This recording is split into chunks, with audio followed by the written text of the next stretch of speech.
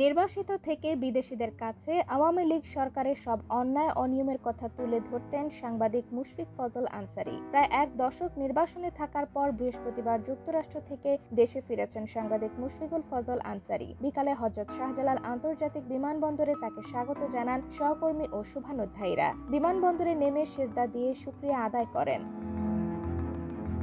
এই সাংবাদিকের দেশে আগমন উপলক্ষে বাংলাদেশ ফেডারেল সাংবাদিক ইউনিয়ন এবং ঢাকা সাংবাদিক ইউনিয়নের সহযোগিতায় জাতীয় প্রেস ক্লাব শুক্রবার বিকালে এক সংবর্ধনা ও মতবিনিময় সভার আয়োজন করেছে। যুক্তরাষ্ট্রের মুশফিকুল ফজল আনসারী হোয়াইট হাউস এবং জাতিসংঘের স্থায়ী সংবাদদাতা হিসেবে কাজ করছেন।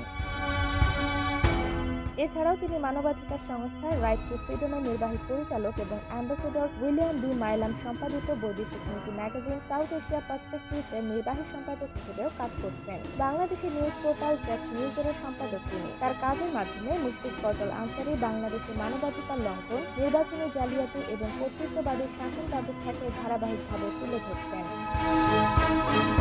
তিনি নিয়মিত মার্কিন পররাষ্ট্র দপ্তরের ব্রিফিংয়ে তুলে ধরতেন বাংলাদেশ প্রসঙ্গ, জানতে চাইতেন বাংলাদেশ নিয়ে আমেরিকার মনোভাব কি। IBTV USA, new York.